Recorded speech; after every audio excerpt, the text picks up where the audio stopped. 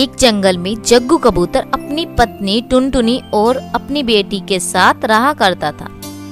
उन तीनों का सुखी परिवार था। वह तीनों अपने परिवार में खुश थे। जग्गू कबूतर किराए के खेत में खेती किया करता था।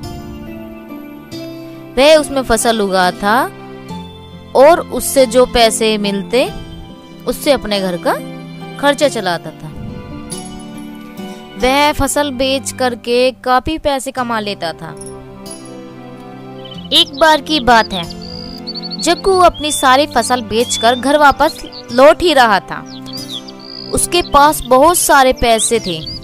तभी उसे अचानक रास्ते में कुछ गुंडे घेर लेते हैं। ओ जग्गू, हमें पता है इस बार तेरी फसल सबसे अच्छी हुई थी और तो उन फसल को ही बेचकर घर वापस जा रहा है। चल अब जल्दी से सारे पैसे निकाल और यहाँ से जा। तुम लोगों को क्या लगता है मैं तुमसे डरता हूँ? मैं किसी भी कीमत पर तुम्हें अपनी मेहनत की कमाई नहीं दूंगा। मुझे इन पैसों से अपने घर का खर्चा चलाना होता है और वो खेत वैसे भी मेरा नहीं है। मैं उसमें किराए पर फसल बोता हूँ।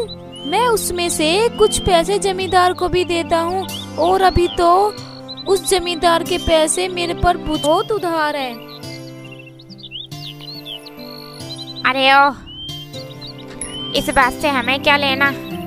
हमें कोई मतलब नहीं है, बस तेरे पैसे चाहिए। चल अब बकवास बंद कर और सारे पैसे निकाल, वरना हम तुझे जान से मार डालेंगे। तुझे अपनी जान प्यारी है तो जल्दी सारे पैसे निकाल, वरना तेरी जिंदगी ये आज आखिरी दिन होगा।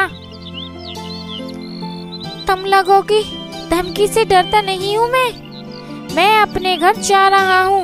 मैं तुम्हें अपनी मेहनत की कमाई नहीं दूंगा। मैं अपने परिवार का खर्चा कैसे चलाऊंगा? अगर तो तुम्हें पैसे दे दूंगा तो अपना कर्जा कैसे उतारूंगा?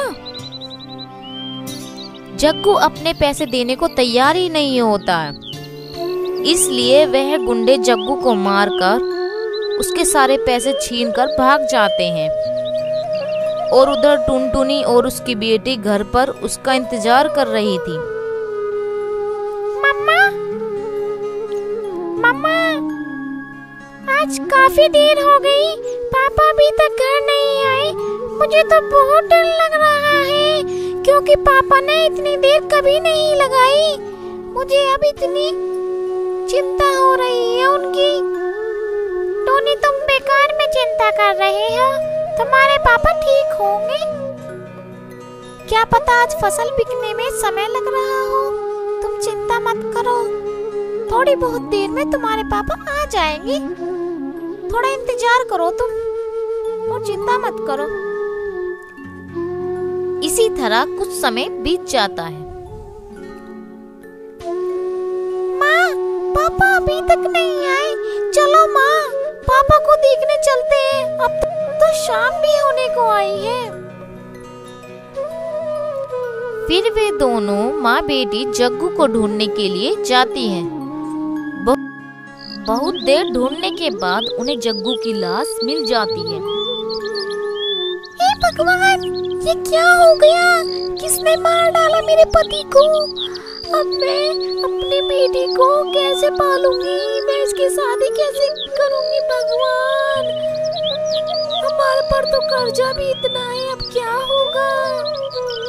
पापा, पापा, आप मुझे छोड़कर क्यों गए? आपके बिना मैं कैसे रहूंगी?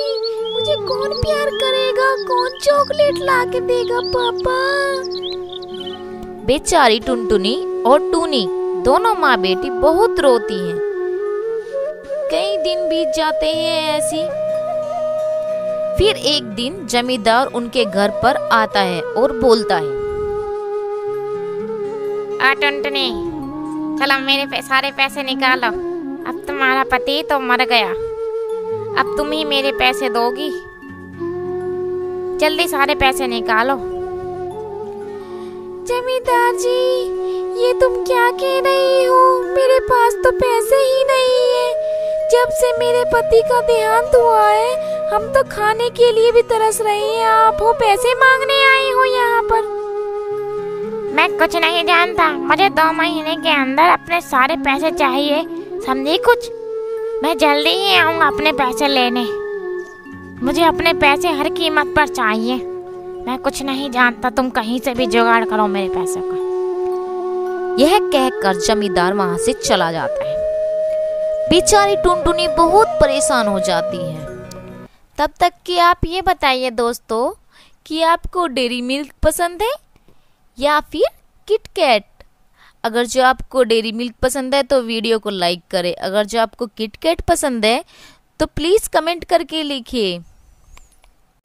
तभी वह अपने मन ही मन में सोच रही थी, क्यों ना मैं अपना मंगलसूत्र बेच दूं? वैसे भी अब ये किसी काम का नहीं है, जग्गू जी तो रही ही नहीं। इसे बेचकर चूड़ियां लाऊंगी और उन्हें बेचूंगी। फिर टुनटुनी अपना मंगलसूत्र बेचकर चूड़ियां खरीद लेती हैं और उन्हें बाजार में बेचने के लिए जाती है और उसकी सारी चूड़ियां बिक भी जाती हैं। चलो आज की कमाई तो अच्छी हो गई। मेरी ऐसी ही सब चूड़ियां बिकती रहेंगी तो जमींदार के सारे पैसे जल्दी ही लौटा दूंगी मैं। तभी वह जमींदार टूनी की सारी बातें सुन रहा था। अरे ऐसे चलता रहा तो ये मेरे सारे पैसे लौटा देगी और फिर अपनी बेटी की शादी कहीं और कर देगी। इसकी बेटी की वजह से तो मैंने ये सब किया है। इसके बाप तलक को मरवा दिया क्योंकि मैं इससे प्यार करता हूँ ना और इससे शादी करना चाहता हूँ। मैं ऐसा करता हूँ, आज रात को मैं इसके घर जाकर इसकी सारी चूड़ियाँ चुरा लेता हूँ, फिर देखता हूँ ये मेरे पैसे कैसे देती है। फिर रात हो जाती है। जमींदार टुनटुनी के घर जाता है और उसकी सारी चूड़ियां चुरा लेता है और वहां से चला जाता है। फिर अगले दिन सुबह सुबह, हे भगवान, मेरी चूड़ियों की टोकरी कहाँ है? किसने चुरा ली? एक मुसीबत जाती नहीं कि दूसरी तैयार रहती है मेरे लिए तो। हे भगवान। फिर टुनटुनी एक पेड़ के नीचे बैठकर रो रही होती है। तभी उसे आवाज आती है,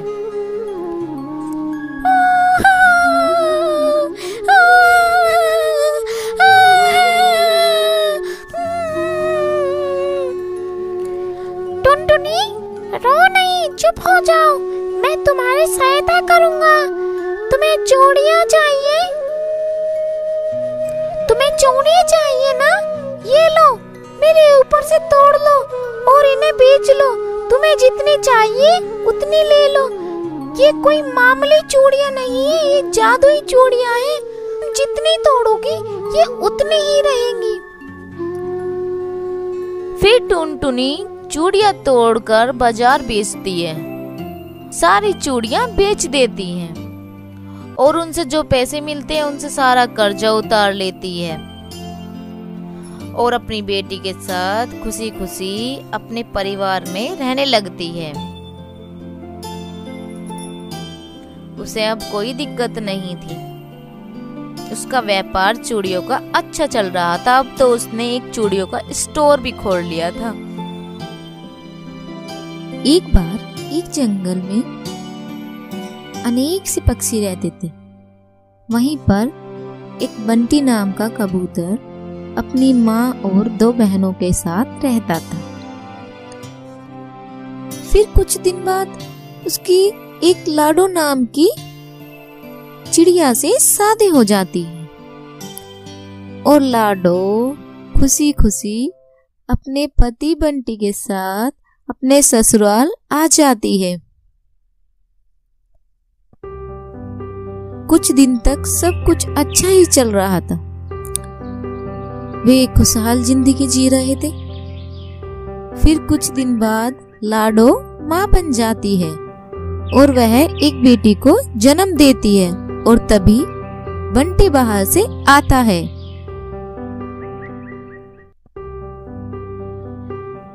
अरे बंटी जी, देखो हमारी बेटी कितनी सुंदर है। यह बिल्कुल आप पे गई है ना? ये मनहूस तुम्हारी ही बेटी है, मेरी नहीं। वैसे ही मेरा दिमाग खराब है, मुझे काम से निकाल दिया गया है। अब मैं घर का खर्चा कैसे चलाऊंगा? ऊपर से ये मनहूस पैदा हो गई। वह इतना कहकर ही घर से चला जाता है और बाहर जाकर पेड़ पे बैठकर सोचने लगता है।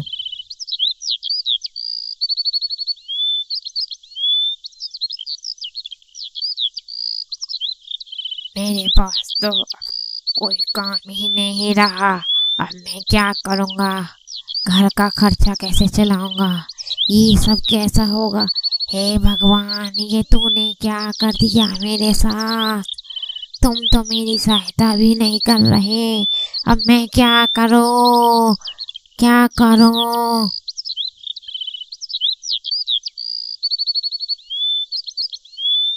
बेचारा बंटी परेशान होकर आत्महत्या कर लेता है। फिर वहां बेचारी लाडो रो रो कर बहुत परेशान थी।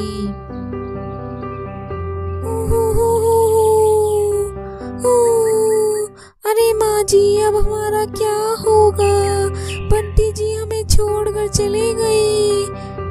अब तो लाडो का क्या होगा? मेरी प्यारी लाडो अनाथ हो गई।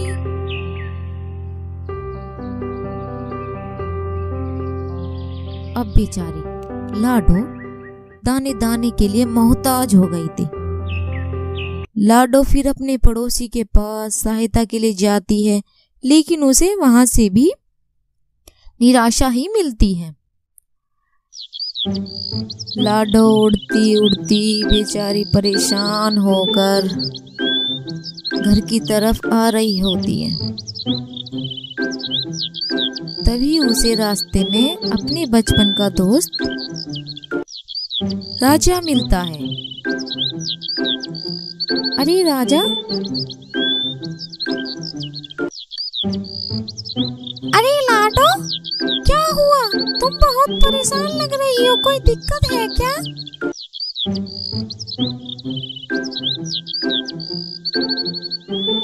अरे राजा मेरे दोस्त, मैं बहुत परेशान हूँ, तुम्हें क्या ही बताऊँ। जब से बंटी जी की मृत्यु हुई है हम बहुत गरीब हो गए हैं। हमारे पास अपना घर भी नहीं रहा, कुछ खाने के लिए भी नहीं है और ना ही कुछ काम है। मैं क्या ही करूँ, अब तुम ही बताओ। अरे लाडो, घबराओ नहीं, तुम मेरे पास कुछ चूड़ियां रखी हैं, तुम उन्हें बेचकर अपना गुजारा कर सकती हो और अपने घर के लिए खाने का इंतजाम कर सकती हो।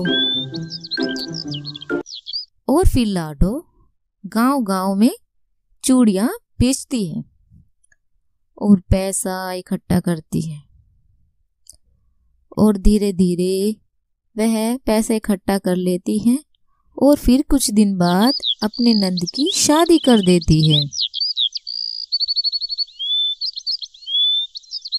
अरे माँ जी, अब तो आप खुश होगी ना? मैंने पैसे इकट्ठा करके दीदी की शादी भी कर दी और मेरा अच्छा काम चल रहा है। अब मैं कुछ दिन बाद दुकान भी खोल लूंगी अपनी चूड़ियों की। और इतना कहकर वह फिर चूड़ी बेचने जाती है और चूड़ी बेच बेच कर अपनी धीरे धीरे एक बड़ी दुकान कर लेती है और फिर उन पैसों से अपना एक नया घर भी ले लेती है और वह अपने परिवार के साथ उस नए घर में एक खुशहाली का जीवन बिताती है और उसकी चूड़ियों की दुकान भी अच्छी चलती रहती है। Thank you for watching. Like करें, सब्सक्राइब करें प्रिया कार्टून क्लासेस।